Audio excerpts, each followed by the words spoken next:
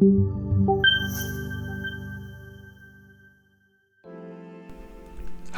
mein Name ist Simon von Simon42 und ich will dir heute zeigen, wie du auf deinem Home Assistant Raspberry-Matic installieren kannst.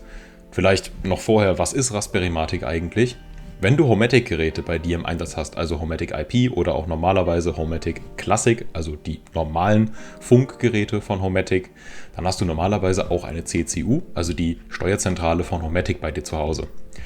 Raspberry-Matic dagegen ist eine alternative Zentraleinheit für Homematic, wenn du so willst. Die basiert eben auch auf dem gleichen wie die CCU. Die kann also prinzipiell das gleiche, kann aber eben auf dem Raspberry Pi installiert werden mit einem extra Funkmodul. Und inzwischen gibt es eben von Raspberry Matic auch ein Home Assistant Add-on.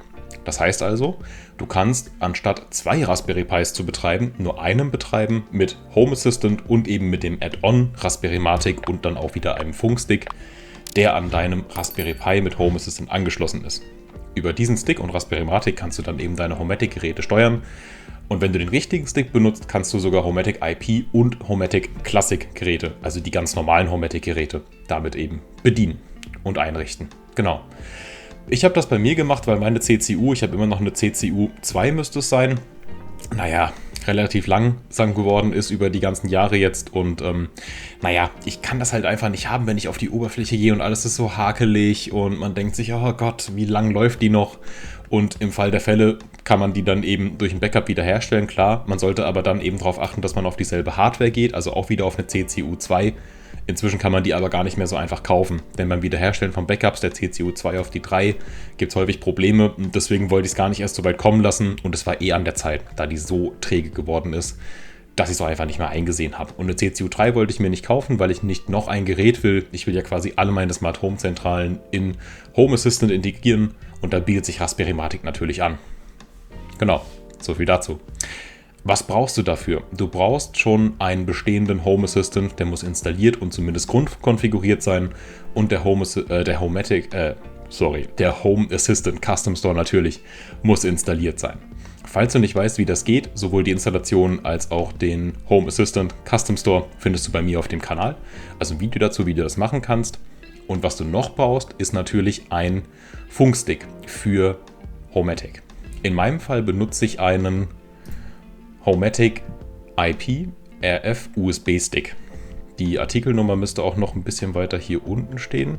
Ich suche sie gerade. Wir gucken mal hier bei den technischen Daten. Es ist wirklich wichtig darauf zu achten, dass du den richtigen Stick erwischst. Nämlich den HM IP RF USB Stick. Hier bei der GitHub-Seite von Raspberry Matic sieht man auch, welche Sticks eben supported sind. Das ist ein bisschen weiter hier oben. Genau hier. Noch ein kleines bisschen weiter oben sieht man eben hier beispielsweise den Homematic IP RF USB Stick. Das ist also ein Stick, der mit der neuesten Firmware beide Gerätewelten, also Homematic IP und Classic, anfunken kann. Der Stick sieht so aus, wenn du ihn zusammengebaut hast. So oder so ähnlich sollte er also bei dir aussehen. Hier hinten sieht man auch nochmal, ich hoffe, du kannst es gerade erkennen, die Seriennummer und auch die Modellbezeichnung. Diesen Stick benötigst du also, wenn du den Raspberry Matic auch mit beiden Welten betreiben möchtest. In meinem Fall habe ich nur Homematic Classic Geräte, aber ich habe mir gedacht, wenn ich jetzt schon die Möglichkeit habe, dann eben in Zukunft beides zu bedienen, falls ich mal wieder ein Gerät von Homematic brauchen sollte oder so, kann ich eben mit dem Stick hier beides machen. Den Stick gibt es aktuell nur mit der Lieferzeit von 16 Wochen. Das ist so ein Nachteil an dem ganzen Projekt. Ist ja klar aufgrund des aktuellen Chipmangels und so weiter. Und den gibt es nur als Bausatz. Also sprich, du kannst ihn dir nicht fertig zusammengebaut kaufen, so wie ich ihn hier habe. Du musst den zusammenlöten. Prinzipiell ist das alles nicht schlimm. Du musst nur, ich überlege gerade, 16 Kontakte zusammenlöten, die mit so einem Steckmodul zwischen 2 Platinen eine Verbindung herstellen. Also es sind wirklich nur 8 Lötpunkte pro Seite, die du setzen musst. Das war's. Das Ganze ist sehr, sehr einfach. Zusammengebaut gibt es den aktuell leider nicht und vermutlich auch in Zukunft eher weniger, da der eben so begehrt ist, der ist immer gleich weg. Du kannst mal auf eBay gucken, ob du da was findest. Ist aber halt immer die Frage, ob die auch wirklich noch funktionieren. Genau. Abgesehen davon ist der Stick wirklich klasse, funktioniert sehr, sehr gut. Beim Zusammenbau ist nur darauf zu achten, dass die Antenne, die liegt hier hinten drin, auch richtig verlegt wurde. Die darf also nicht bis unter das Modul gehen. Ich gucke mal, ob ich ihn aufkriege und versuche dir das mal zu zeigen.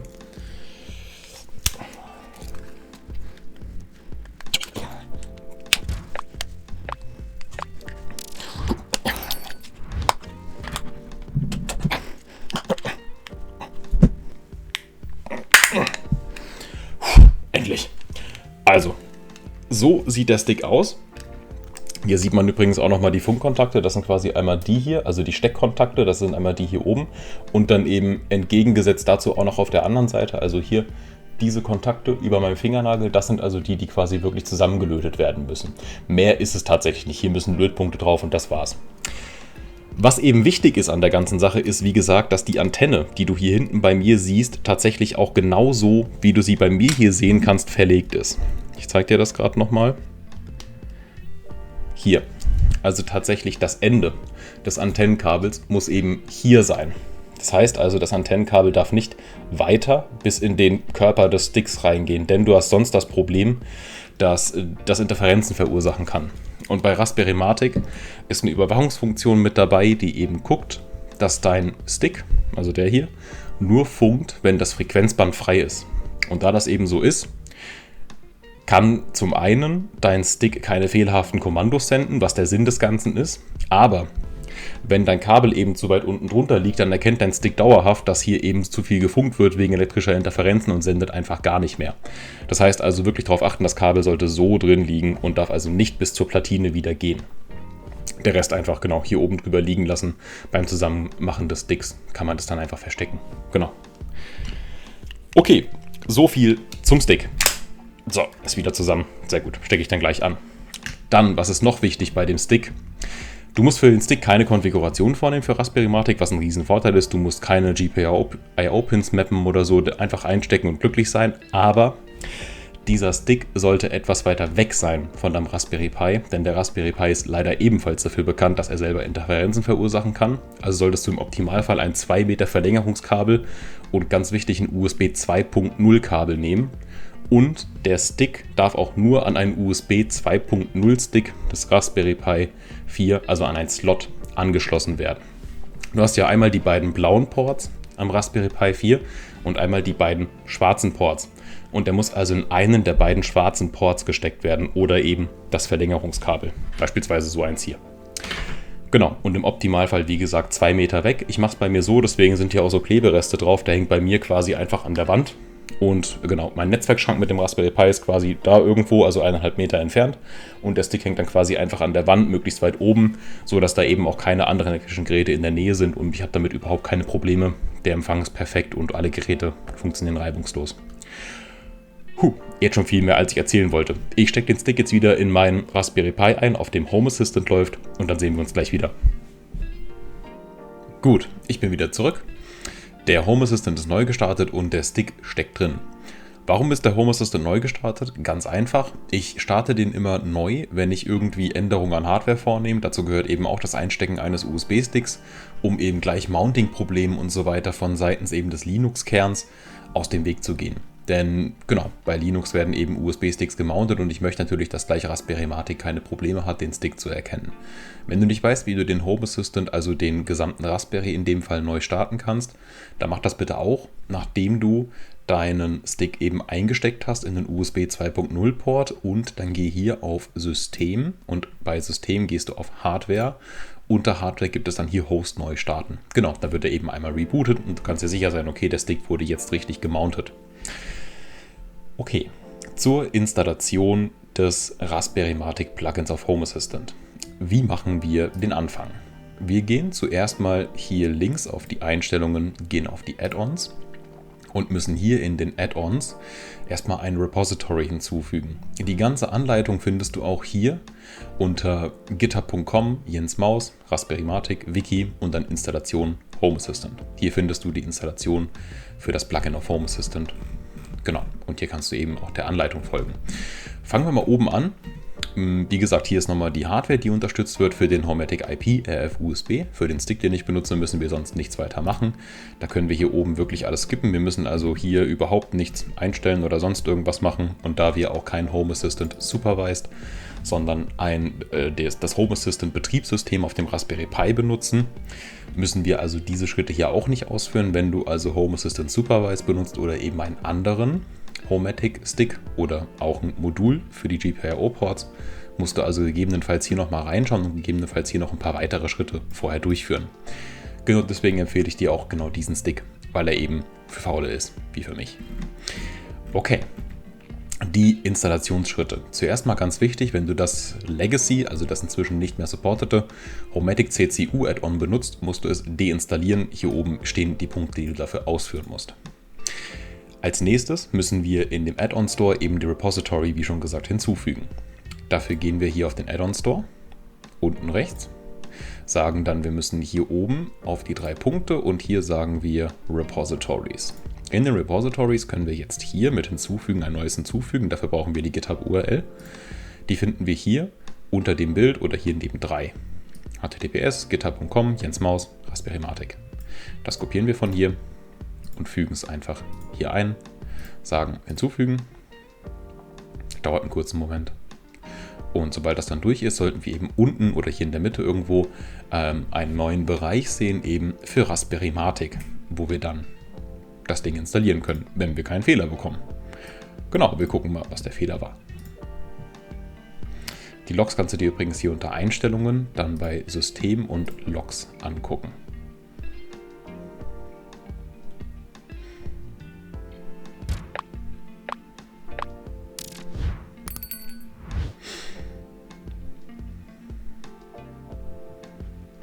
Okay, es kann jetzt hier sein, dass das ein Problem ist, weil ich meinen Home Assistant unter einer anderen URL aufgerufen habe.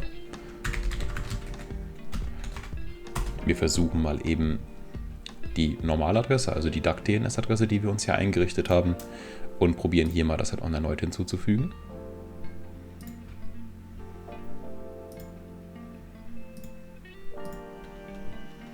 Okay, jetzt sehen wir, war anscheinend ein Anzeigefehler. Das Home Assistant Raspberrymatic Add-on ist nämlich hinzugefügt. Ich vermute mal echt, das war ein Anzeigefehler. Genau, wir machen also einfach mal weiter im Text. Falls bei dir auch kommt, jetzt weißt du, einfach die Seite neu laden oder so und dann soll es gehen. Raspberrymatic CCU, hier unten sehen wir schon, da klicken wir einmal drauf und sagen jetzt als nächstes installieren.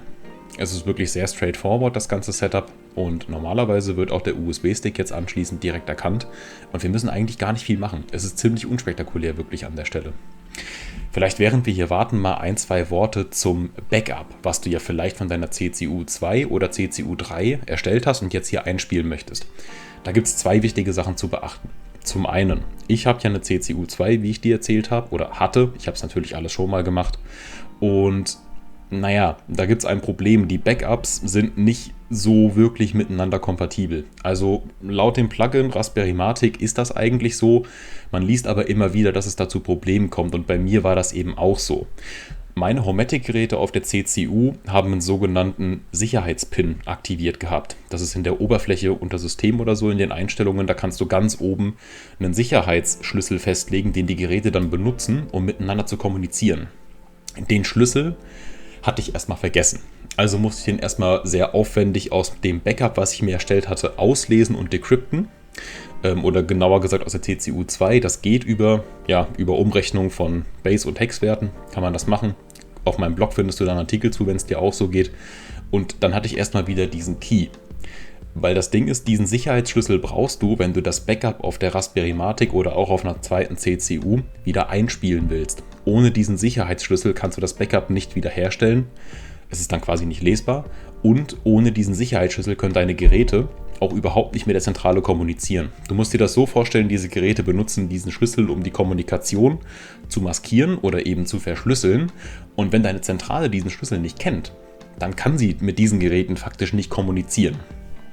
Wenn du den Schlüssel vergessen hast und du ihn nicht aus der CCU wieder auslesen kannst, weil die zum Beispiel kaputt ist, hast du tatsächlich ein Problem. Der einzige Weg, den es dann gibt, ist, deine Geräte tatsächlich auszubauen und zum Hersteller EQ3 zu schicken. Gegen eine Gebühr haben die das in der Vergangenheit zumindest schon gemacht, dass die dann diesen Schlüssel der Geräte quasi wieder entfernen. Ich nehme an, durch ein Reset des Chips oder so, und dann eben wieder zurückschicken. Genau, sei es wie es sei. Ich hatte ja, wie gesagt, alles. Ich hatte mein Backup, meine CCU ist auch noch gelaufen. Ich hatte also keinen Druck, das war das Schöne. Und ich habe dann in der Raspberrymatic mein Backup wieder hergestellt. Mit eben Sicherheitsschlüsseleingabe und dann gesagt, alles klar, Restore. Habe ich ein bisschen gewartet, dauert so 3-4 Minuten. Und dann war das alles wieder eingerichtet. Dann ist Raspberrymatic neu gestartet und meine Geräte waren da. Aber ich konnte sie nicht bedienen. Also es ging wirklich gar nichts. Ständig kam dann irgendwas, dass der Stick seinen Duty Cycle überschritten hat und so weiter. Ich kann dir nicht sagen, was es war. Die alte CCU war natürlich aus, die beiden dürfen nicht parallel betrieben werden, das ist vollkommen normal, aber trotzdem ging es eben nicht. Ich wusste mir dann nicht mehr anders zu helfen, als tatsächlich die Geräte von meiner alten CCU einfach eins nach dem anderen abzulernen. Ich habe mir also von jedem Gerätetyp erstmal eins ausgesucht, also einen Rollladenschalter, einen normalen Schalter, was habe ich noch für Geräte? Einen Fensterkontakt, ein Heizungsthermostat und habe diese Geräte dann quasi nacheinander von der alten Zentrale abgelernt, die alte Zentrale runtergefahren, die Raspberry-Matic wieder hochgefahren, wenn du so willst, und dann eben die Geräte dort angelernt. Hat auch den Vorteil, ich konnte jetzt meine Geräte ohne diesen Sicherheitsschlüssel wieder anlernen. Das ist zwar theoretisch ein Sicherheitsrisiko, weil dann kann jeder die Kommunikation der Homematic-Geräte mitlesen. Ich finde es aber echt überschaubar und es ist mir das wirklich nicht wert, wenn die Raspberry-Matic mal abkackt oder ich wirklich diesen Sicherheitskey vergesse und ihn nicht wieder auslesen kann, dass ich dann all meine Homematic-Geräte aus der Wand ausbauen kann. Das werde ich nicht tun. Und das ist es mir einfach nicht wert. Wenn ein Nachbar meine Lichter steuern will, okay, soll er machen, von mir aus. So viel dazu. Schon wieder sehr ausgeschweift, aber ich hoffe mal, der Punkt ist klar geworden. Die Umstellung hier ist zwar sehr komfortabel und es ist auch sehr cool, wenn du das hier in Home Assistant hast. Long story short, ich empfehle dir hier tatsächlich den Weg zu wählen, den auch ich gewählt habe, weil damit wirst du am wenigsten Probleme haben. Lern die Geräte von deiner alten Zentrale ab, eins nach dem anderen, und dann lern die hier wieder an. Falls du das nicht weißt, du kannst in Homematic die Geräte auch anlernen und du musst dann nicht zum Beispiel zu deinen Unterputzschaltern oder diese Aktoren für Markenschalter heißen sie, glaube ich, hinrennen, die Steckdosen abschrauben, das Ding ausbauen und den Anlernmodus aktivieren mit dem kleinen Knopf. Das musst du nicht machen. Du kannst die Geräte einfach, wenn sie eben von der alten Zentrale abgelernt sind, über die Seriennummer wieder anlernen. Das geht im Regelfall für alle Geräte, die Unterputz verbaut werden, genau aus diesem Grund. Genau, das würde ich dir also empfehlen. Trenn die Geräte von der alten Zentrale und verbind sie dann eins nach dem anderen mit dem Raspberry-Matic und shifte so quasi deine Geräte sukzessive über. Ich habe es bei mir in 2 Aufwaschen eben gemacht. Einmal quasi von jedem Gerätetyp 1 und dann habe ich alle Geräte wirklich von der alten CCU abgelernt und dann habe ich sie alle, also die übrigen, in Raspberry-Matic angelernt. Genau, soviel zum Migrationsfakt von der Homematic CCU auf die Raspberry-Matic in Home Assistant. Gut, wenn du noch nicht eingeschlafen bist, gut gemacht. Und jetzt machen wir hier erstmal weiter. Wir können das Add-on Raspberry-Matic erstmal in der Seitenleiste anzeigen und gehen hier jetzt auf Starten. Das Ganze dauert beim ersten Mal starten einen kurzen Moment häufig. Wir gucken jetzt hier erstmal ins Protokoll, was das uns denn hier so sagt. Wir sehen jetzt schon mal hier eine ganz, ganz wichtige Info, nämlich, dass er hier unseren Stick, den Homematic IP RF USB von EQ3, korrekt erkannt hat. In meinem Fall ist hier natürlich die Firmware des Sticks aktuell, weil ich, wie gesagt, das schon mal gemacht habe. Bei dir wird hier wahrscheinlich stehen, dass er was erkannt hat, was eben zu alt ist, dann aktualisiert er das. Und mit der aktuellsten Firmware ist eben dann für den Stick möglich, dass er beide Protokolle anfunkt. Übrigens nicht für den Telekom-Stick, das geht nur für den offiziellen von EQ3. Gut, jetzt sehen wir hier, scheint alles soweit gut zu sein. Wir gucken jetzt mal, was die Raspberry-Matic macht. Das machen wir einfach, indem wir hier links auf Raspberry-Matic draufklicken. Und dann kommen wir hier quasi in ein Fenster in Home Assistant, wo wir dann gleich die Raspberry-Matic-Oberfläche sehen werden. Falls das hier bei dir auffällig lange lädt, also so, dass es tatsächlich nicht sein kann, dass da immer noch was passiert, dann drück am besten einmal STRG F5, um deinen Cache zu lernen vom Browser und die Seite neu zu laden. Das heißt, ich mache es jetzt hier auch mal. Wobei wir sehen jetzt gerade, die Web-UI wird geladen. Wir warten also lieber doch nochmal. Wie gesagt, wenn es bei dir gar nicht klappt, einmal STRG-Taste gedrückt halten und F5 antippen im Chrome, dann wird die Seite neu geladen, nur ohne Cache. Okay, wir geben jetzt hier erstmal ein Admin-Passwort. Für unsere Raspberry-Matic natürlich. Sagen hier weiter.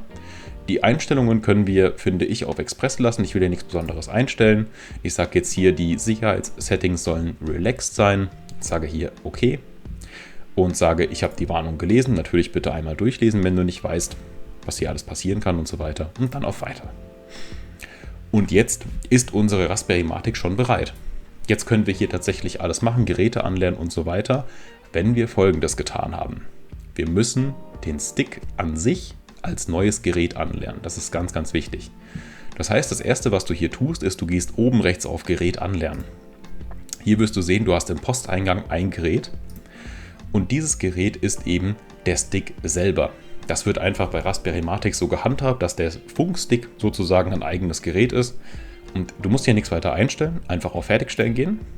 Und wenn wir jetzt hier nochmal auf die Startseite gehen, dann sehen wir auch, dass du jetzt hier, wie von der CCU gewohnt, den Duty Cycle hast und eben, was ich angesprochen hatte, den Carrier Sense. Wenn der Carrier Sense bei dir ständig auf 100% steht, hast du entweder tatsächlich irgendwo in der Nähe ein Störsignal, einen Störsender oder, wie gesagt, die Antenne im Stick nicht korrekt verlegt.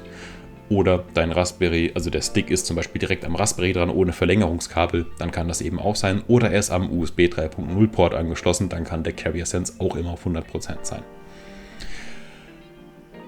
Soweit, so gut, würde ich sagen.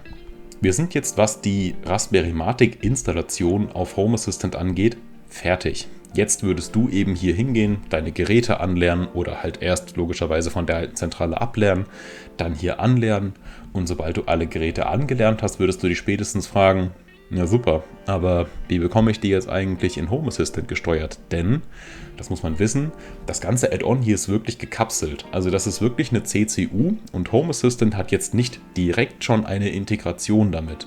Damit du jetzt also deine Entitäten, Switche und so weiter in Home Assistant hast und sie dann steuern kannst und in Automationen benutzen kannst, müssen wir noch eine weitere Integration einrichten.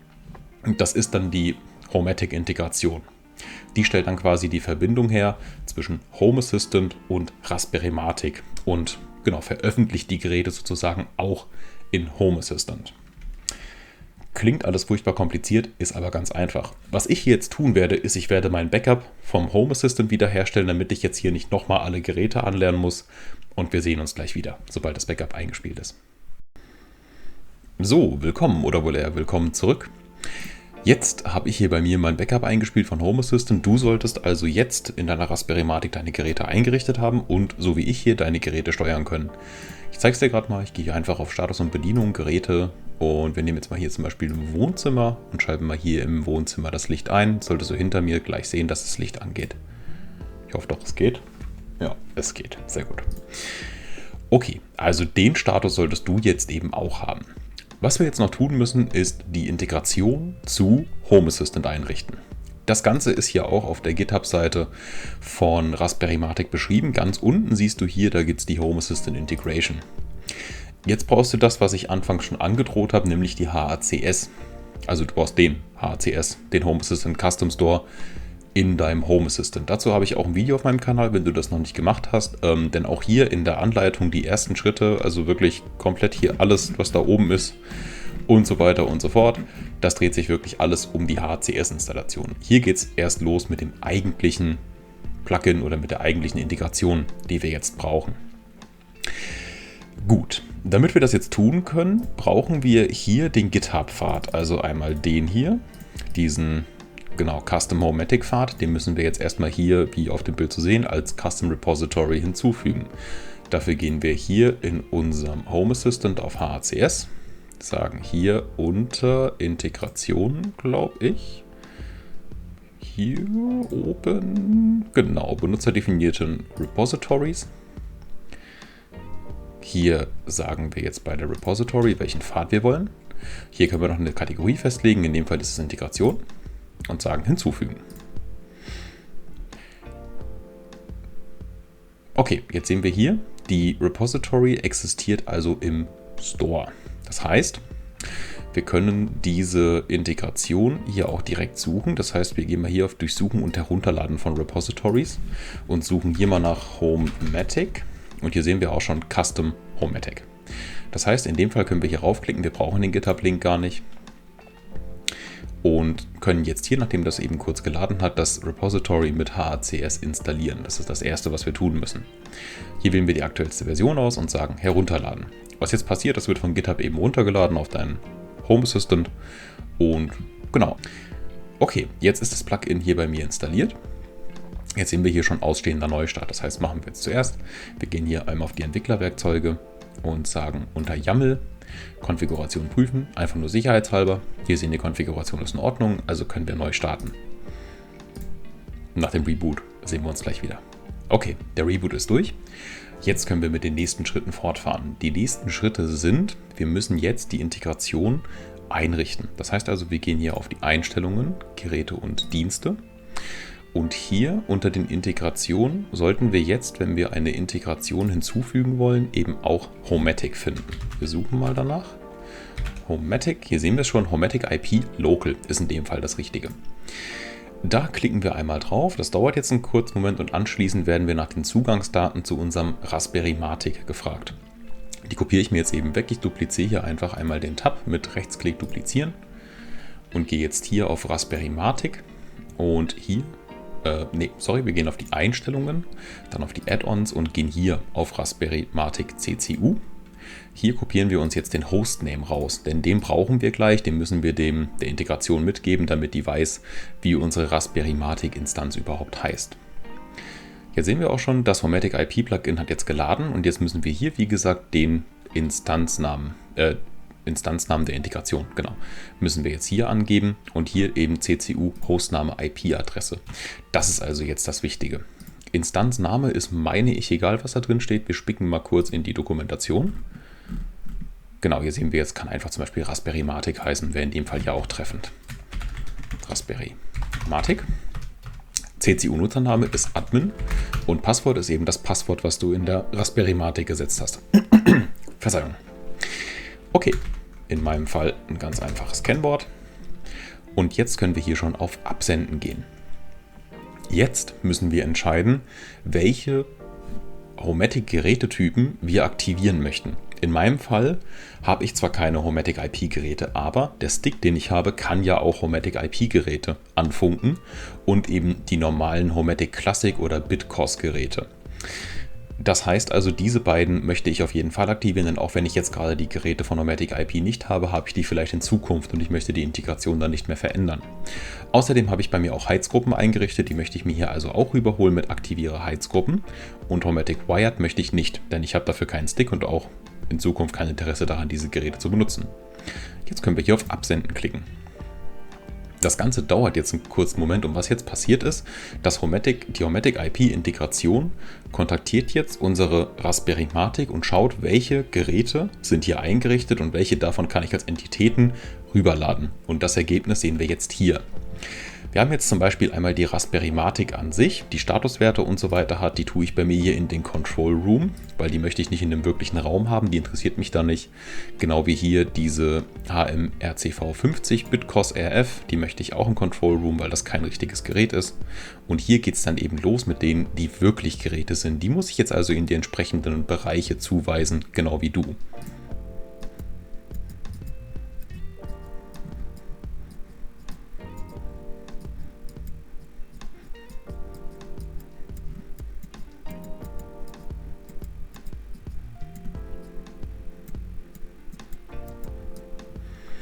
Okay, jetzt ist also Raspberry Matic eingerichtet. Ich habe jetzt hier 27 Geräte und aus diesen Geräten eben 118 Entitäten, beispielsweise Heizungstemperaturen, Lichtstatuswerte und so weiter und so fort. Das Ganze kann man sich jetzt hier im Standard-Dashboard von Homematic, von Home Assistant einfach mal angucken.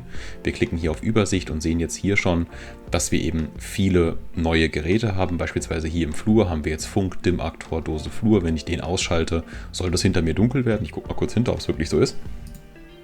Genau, sehen wir schon.